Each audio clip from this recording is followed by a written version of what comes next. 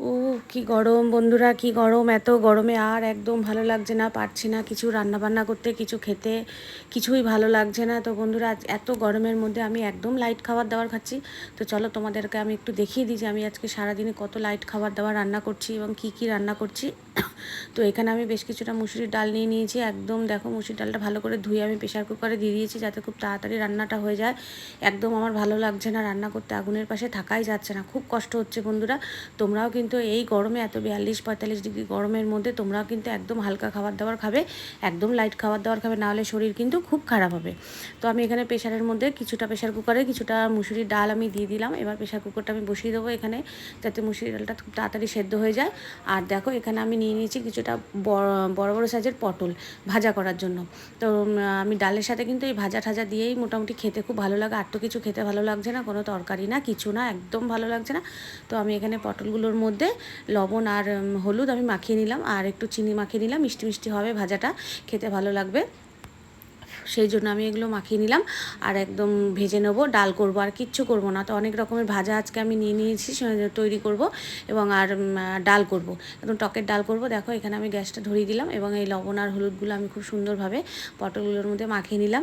আর রান্না করছি আর গল্প করছি, আমার বড় ছেলে পাশে রয়েছে, তো বড় ছেলের সাথে গল্প করছি আর রান্না করছি। দেখো কি করব বলো, কেউ কিচ্ছু খেতে চাইছে না, যাকেই খেতে বলছি সেই বলছে খাবো না মা, গরম লাগছে, খাবো না মা, গরম লাগছে। তো কি করব রান্না করে বলো? তো সেই কারণে একদম হালকা খাবার দাবার রান্না করছি, যাতে সবাই মোটামুটি একটু হলেও খেতে পারে। গরম যতই পড়ুক, খেতে তো হবেই।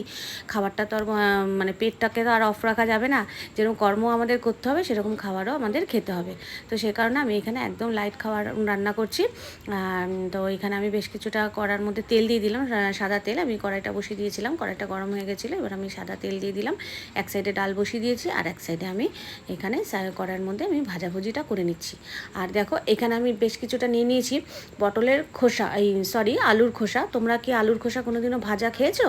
তো জানি না তোমরা খেয়েছো কি না, আমি কিন্তু খুব মাঝে মধ্যেই খাই। এই পুরনো আলু, নতুন আলু না, পুরনো আলুর খোসাগুলো একটু মোটা মোটা করে ছাড়িয়ে বেশ 3 দিন 4 দিনের যে আলুর খোসাগুলো হয়, সেগুলোকে আমি জমিয়ে রেখে তারপর করি। আর ডালটাও দেখো এখানে সেদ্ধ হয়ে গেছে। ডালটাও আমি আবার একটু জল দিয়ে আমি আবার একটু নেড়ে নিলাম, এবং এখানে কাঁচা আম আমি কেটে রেখেছিলাম, কাঁচা আমগুলো দিয়ে দিলাম। কাঁচা আম দিয়ে আবার একটু প্রেশারে সিটি মেরে নেবো। আর এখানে আমি পটলগুলো ভাজা বসিয়ে দিয়েছিলাম, পটলগুলো ভাজা হয়ে যাচ্ছে। আর ওই পাশে যে আমি আলুর খোসাগুলো দেখালাম, তার মধ্যে কিন্তু আমি লবণ, হলুদ এবং চিনি মাখিয়ে আমি রেখে দিয়েছি, যাতে এগুলো নরম হয়ে যায়। আর দেখো, পটলগুলো আমি খুব সুন্দর সুন্দর করে ভেজে নিচ্ছি। পটল ভাজা তো আমার খেতে একদম দারুণ লাগে বন্ধু, কী বলবো বন্ধুরা, ভীষণ ভীষণ ভীষণ আমি পটল ভাজা ভালো খাই। আর এখানে আমি বেশ কিছুটা উচ্ছেও নিয়ে নিয়েছি। এই গরমের মধ্যে কিন্তু প্রত্যেক দিনের মেনুতে, তোমরা প্রত্যেক দিনের মেনুতে রাখবে একটু টক আর একটু তিতো, এই কিন্তু রাখতেই হবে। আর দেখো, আমি এখানে সর্ষে আর শুকনো লঙ্কা ফোড়ন দিয়ে আমি ডালটা সম্বাদ দিয়ে নিলাম, কারণ ডালটা প্রেশারে আমি আম দিয়ে সেটা সিটি মেরে নিয়েছিলাম, লবণ হলুদ দিয়ে নিয়েছিলাম। এবার আমি সম্বাদ দিয়ে নিলাম। এইভাবে সম্বাদ দিলাম কেন, ডালটা অনেকটাই হয়েছে, তো এক বাটি তোলা যাবে না। তো এইভাবে সম্বাদ দিলে সেন্টটাও কিন্তু ওড়ে না। ডালটা একদম সুন্দরভাবে আমি এখানে সম্বাদ দিয়ে নিলাম। দেখো, নেড়ে দিয়েছি। আর সাইডে পটল ভাজাগুলো হয়ে গেছে, উচ্ছে ভাজাও হয়ে গেছে। এবার আমি নিয়ে নিলাম বেশ কিছুটা আলু ভাজা, কারণ আমার বড় ছেলে আলু ভাজা খেতে ভীষণ ভালোবাসে। তো সেই কারণে আমি এখানে বেশ কিছুটা আলুও কেটে নিয়েছিলাম। আলুগুলোকে আমি ভেজে নেবো একটু লাল লাল করে। আজকে সব বলেছি ভাজার ওপর থেকে চালাবো, ডাল এবং ভাজা দিয়ে আজকে চলবে, অনেক রকমের ভাজা। তো এখানে আলুও আমি কেটে নিয়েছি ছোটো ছোটো লম্বা লম্বা করে। এবার লবণ আর হলুদ দিয়ে দিলাম, আলুগুলোকে ভেজে নেবো। উচ্ছে ভাজা করে নিয়েছি, পটল ভাজা করে নিয়েছি, এবং সব শেষে আলুর এই খোসাগুলোকে ভাজা করবো, কারণ আলুর খোসাগুলো কিন্তু আগে কখনোই ভাজা যাবে না, একদম নরম হয়ে যাবে। সেইগুলো যেহেতু পাঁপড়ের মতন খেতে লাগে, সেই কারণে কিন্তু একদম লাস্টে ভেজে তারপর খেতে হবে। দেখো, আমি কড়াইয়ের মধ্যে আবারও তেল দিয়ে দিয়েছি, তেল দিয়ে বেশ কিছুটা শুকনো লঙ্কা দিয়ে দিলাম।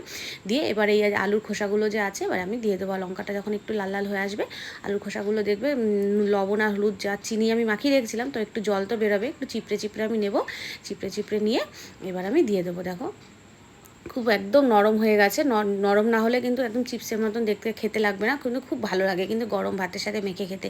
অবশ্যই একটু চিনি কিন্তু দেবে, কারণ খোসা তো একটু নোনতে ভাব থাকে, সেই কারণে একটু কিন্তু চিনি দিয়ে মাখিয়ে রাখবে। এবার দেখো, আমি এগুলো দিয়ে দিলাম, সুন্দর করে ভেজে নেবো, ভেজে আমি তুলে নেবো। তো আজকের এই লাইট রান্না বান্না তোমাদের কেমন লাগলো, এবং তোমরা জানি না বাড়িতে আলুর চোকলাগুলোকে ভাজা করে খাও কিনা, আমি কিন্তু প্রায় খাই, ভীষণ ভালো লাগে, ভীষণ ভালো খাই আমি। গরম ভাতের সাথে একদম ভাজবো, ভেজে আমি এটা নামিয়ে ভাতের সাথে খেয়ে নেবো। এরকমভাবেই টাইমেই ভাজি আমি, আগে থেকে ভেজে আমি রাখবো না, তাহলে নরম হয়ে যাবে।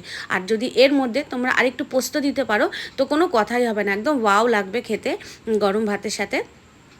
তো পোস্ত দিয়ে আমার কাছে পোস্ত ছিল না, আমি সেই কারণে পোস্ত দিলাম না, অনেক কিছু ভাজাভুজি করেছি।